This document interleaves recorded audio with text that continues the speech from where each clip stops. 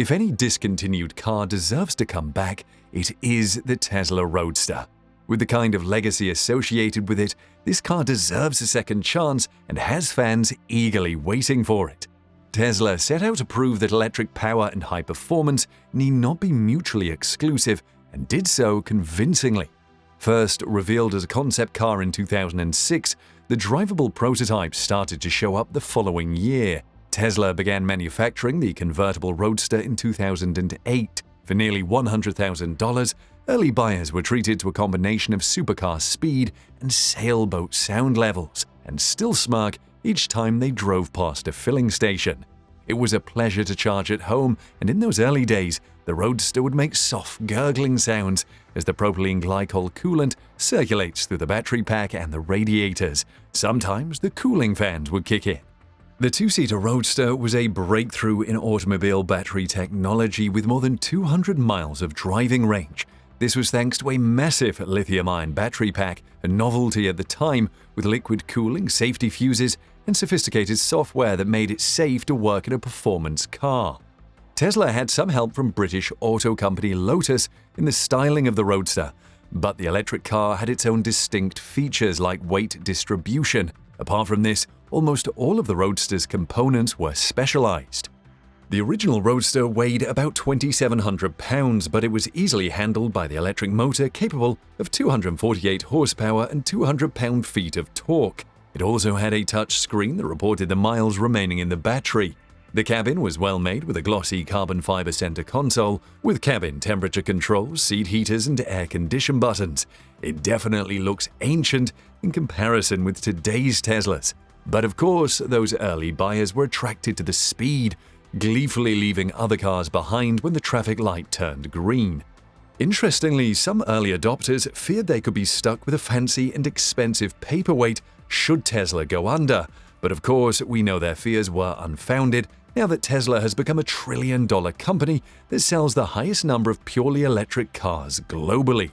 Tesla made and sold less than 2,500 units of these speed machines before ending production in 2012 to focus on the more reasonably priced Model S, but it was enough to cement the Roadster's place in history. The original Roadster will reach places that most other cars will never reach, as SpaceX launched Musk's personal Roadster to deep space in February 2018 atop the Falcon Heavy rocket in a test flight. While announcing the discontinuation, then Tesla spokesperson Kobe Brooklyn said, "The Roadster will always be the cornerstone of Tesla, and we look forward to bringing back a version of the supercar that takes full advantage of our advanced electric powertrain in the next several years." Brooklyn's words are coming true as Tesla has brought back the Roadster. It has undergone a total makeover but still retains the exciting performance of the original. This new Roadster features a slicker design with prominent curves that brings it closer to modern Tesla cars. The body has been styled for high performance and aero efficiency. It is more powerful than ever with a blazingly fast acceleration time of 1.9 seconds from 0 to 60 miles per hour. It will reach a top speed of over 250 miles per hour, making it the world's fastest production car. If that speed is not enough for you, there is a faster version that Tesla is fitting with the SpaceX package that will sprint from 0 to 60 miles per hour. As confirmed by Musk himself, this version has cold gas thrusters for zooming. Even Musk is concerned about the speed and recommends that people with a medical condition stay away from it. The range is more than double of the original version, with 620 miles on a single charge. Musk said it would get a massive 200 kilowatt-hour battery to help it put other electric vehicles to shame. The Roadster has gained 2 extra seats in this generation. Although it remains a door-to-door car, you will be able to bring more people along on your hair-raising rides. The glass roof is still removable and can be stored in the trunk for when you want to feel the wind in your hair on the road. But you can't have all those upgrades and expect the price to remain the same. This new Roadster costs a cool $200,000. There is a Founders Series version that starts at $250,000.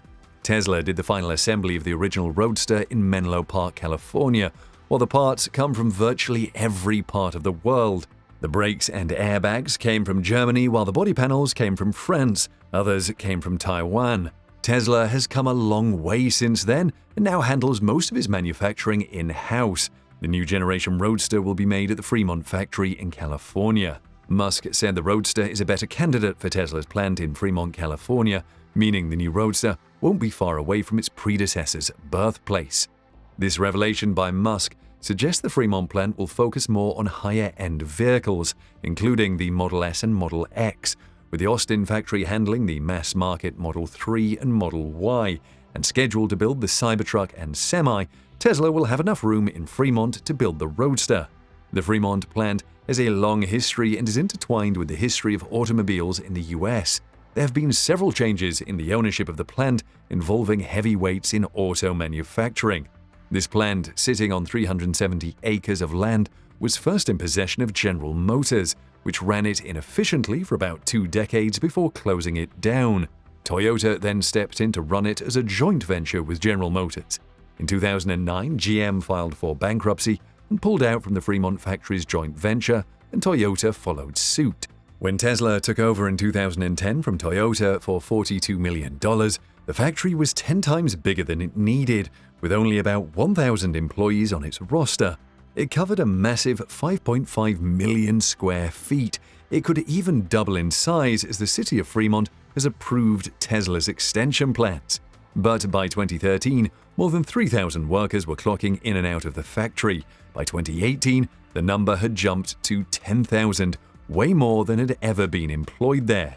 Tesla eventually purchased an adjacent 35 acres plot for use as a test track. While Tesla retained some production equipment, it did extensive renovation to transform it from the dirty and noisy factory it was under GM and Toyota to a laboratory-standard pristine factory.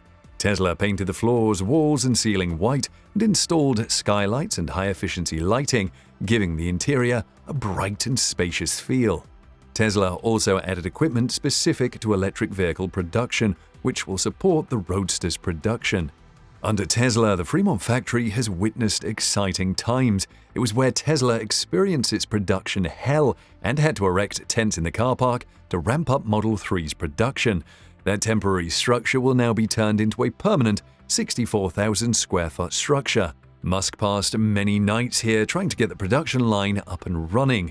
It was the same plant Musk refused to shut down during COVID-19 lockdowns while threatening to abandon California entirely and move production to Texas, a threat he has appeared to carry out in part by announcing his headquarters is moving to Texas.